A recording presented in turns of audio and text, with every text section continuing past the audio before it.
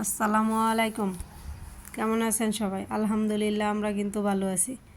কাছে দূরে দেশে এবং দেশের বাইরে যে যেখান থেকে আমার ভিডিওটি দেখছেন বা শুনছেন, আশা করি আল্লাহর রহমতে সবাই ভালো আছেন। আলহামদুলিল্লাহ আমরাও কিন্তু ভালো আছি। তো এটা হচ্ছে নির্বাচনের দিন বিকালের দৃশ্য। তো একটু ঘুরতে বের হয়েছিলাম, ভীষণ সুন্দর আর কি, ভালো লাগতেছিল এত সুন্দর একটা পরিবেশ দেখে। তো একটু ক্যামেরা বন্দি করে নিলাম। তো আমাদের বাড়ির পাশে যেহেতু হাইওয়ে আর কি, এত পরিমাণ গাড়ি ঘোড়া যানজট থাকে, সব সময় মনে হয় যে একটু হই আল্লাহ চিল্লাফাল্লা গাড়ির হরেন এগুলো শুনতেই হয়। তো নির্বাচনের কারণে কিন্তু তেমন কোনো গাড়ি ঘোড়া চলতেছিল না, খুব অল্প সংখ্যক যাদের মনে হয় খুব বেশি প্রয়োজন তারাই শুধু হয়তো বা বাসা থেকে বের হয়ে একটু এদিক সেদিক যাওয়া আসা করতেছিল। তো তেমন কোনো গাড়ি নেই।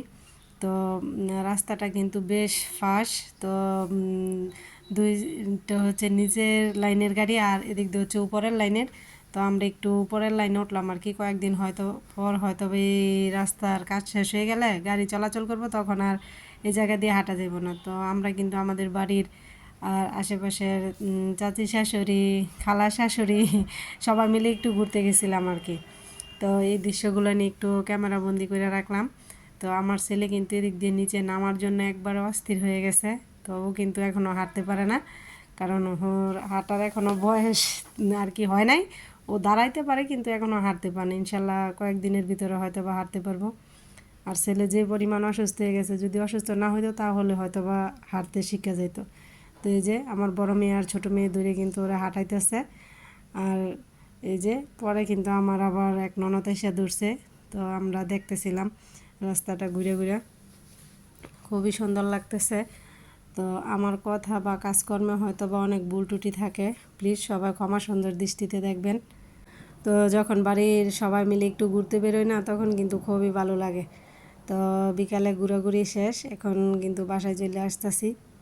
আসার পর কিন্তু সন্ধ্যাবেলা মেয়েরা নাকি নুডলস খাইব। তো এদিক দিয়ে কিন্তু আমি নুডলসটা রান্না করে নিলাম। তো এদিকে কিন্তু নুডলসের মধ্যে মটর দিছিলাম, গাজর দিলে হয়তো বা আর একটু সুন্দর লাগতো দেখতে বা খেতেও ভালো লাগতো, কিন্তু ওই দিন ঘরে গাজরটা ছিল না, সেজন্য দিতে পারিনি আর কি। তো যা ছিল তাই দিয়ে নিজে নুডলসটা রান্না করে নিচ্ছি। তো যারা যারা আমার ভিডিওটি দেখা শুরু করেছেন, প্লিজ একটি লাইক দিয়ে দিবেন। আপনার একটি লাইক কিন্তু আমার কাছে খুবই মূল্যবান। আপনার মতো আরও অনেকের কাছে আমার ভিডিওটি পৌঁছে দিতে সাহায্য করবে। আর এটা হচ্ছে পরের দিন সকালবেলা। তো আমি কিন্তু চলে গেছিলাম বাজারে, কালকে কিন্তু ভালোই ছিলাম, মেয়েরে নিয়ে ঘুরে আসলাম। তো এক একজনের পর এক একজন করে অসুস্থ হচ্ছি। প্রথমে আমি, তারপর ছেলে, বড় মেয়ে, এখন ছোট মেয়ে অসুস্থ, জ্বর ঠান্ডা, প্রচণ্ড শরীর ব্যথা, ওর গলা ব্যথা। তো ওরা নিয়ে একটু ডাক্তারের কাছে গেছি। আর টুকিটাকি যতটুকু পারছি বাজার করে নিয়ে আসছি আর কি। আমার মনে হইতেছে যে আমার একটু দম বন্ধ হয়ে আসতেছে, যে আমার জানি কত কি বাজার করার আছে, রমজান চলে আসতেছে, কোনো কিছু করতে পারিনি, এরকম একটা অবস্থা আর কি। তো এই যে হাতের কাছে যে ডালাটা ওইটা আনছি, আর এদিক দিয়ে আছে পেঁয়াজ, তারপর আছে বুট, নুডলস, বেসন, সুনু, তারপরে এই যে কিছু কাঁচা বাজারও আছে, ব্রোকলি, মেয়ের ওষুধ। তো টুকিটাকি যা প্রয়োজন মনে হয়েছে যতটুকু সম্ভব হয়েছে নিয়ে আসছি। আর এই যে এটাতে কিন্তু আছে খেজুর। তো এই জায়গায় কিন্তু 2 কেজি খেজুর আনছি। তো যেদিনই বাজারে যাচ্ছি তো টুকটাক করে এটা সেটা নিয়ে আসার চেষ্টা করতেছি। আর এই তো এদিক দিয়ে আছে গাজর। তো গ্যাস সিলিন্ডারটাও কিন্তু আজকেই নিয়ে আসছি। তো গ্যাসের বোতলে গ্যাস আছে, শেষ হয় নাই, তাও নিয়ে আসছি, কখন শেষ হয়ে যাবো তার ঠিক নেই। তো আইনা রাখলাম আর কি। আর এই তো এটাতে হচ্ছে গরুর মাংস। তো এই জায়গায় কিন্তু 3 কেজি গরুর মাংস আছে। তো সাথে কিন্তু মুরগিও নিয়ে আসছি। তো মাছ এখনও আনা হয় নাই। তো আমার বোন বলছিল যে তবে আমি কবে মাছ আনবো, বললে আইসা কুইটা কেটে দিয়ে যাবো, যেহেতু ছেলের ঠান্ডা আমার ঠান্ডা, পরিবারের সবার একজন একজন করে ঠান্ডা জ্বর বিভিন্ন ধরনের সমস্যা।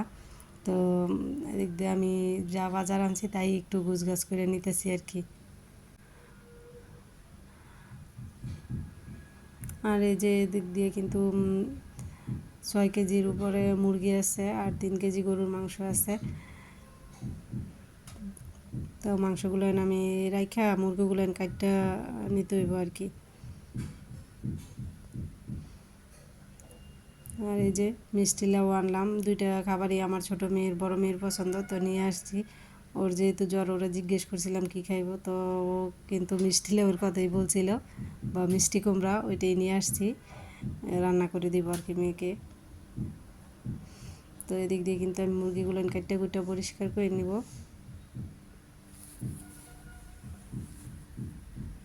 দেখেন এত সবজি, সবজির বন্যা বয়া দিছে। তো আমার মা কিন্তু এই যে সিম নিয়ে আসছিল, এই যে এদিক দিয়ে যে সিম 2 রকম, এগুলো আমার মা নিয়ে আসছিল। এই যে গাছের বড়ই, এই যে একটা সীতাফল বা সরফা, আর পেয়ারা, সাথে মিষ্টি, এগুলো আমার মা নিয়ে আসছিল কালকে। তো আমার বোন জানে না, আমার বোন আবার আজকে আমার বোনের জামাইরে দিয়া এই যে পাতাকপি, ফুলকপি, টমেটো, লাউ, এই যে সিম, এগুলো আবার পাঠাইছে। তো কোন তো এত সবজি থেকে খাওয়া যায়? কয়েকদিন পর পর এই যে এতগুলো করে নিয়ে আসে। তো এগুলো তো আমি সব খাইতে পারবো না, বাড়ির লোকজনদেরকেও দিয়ে দিব, আমি অল্প কিছু রাখবো আর কি। তো এতগুলা খাওয়া সম্ভব না, কয়েকদিন পর পর এত এত করে বাজার ফাটায়।